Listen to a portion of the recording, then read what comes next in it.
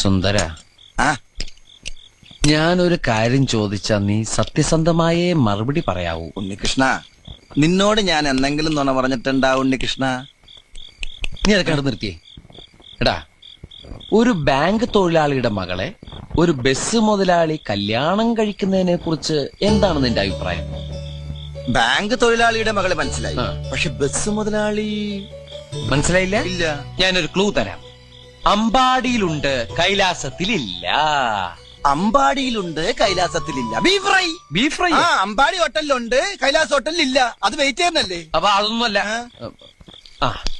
ആലിലയിൽ കിടക്കും ചൊറിയപ്പുഴു.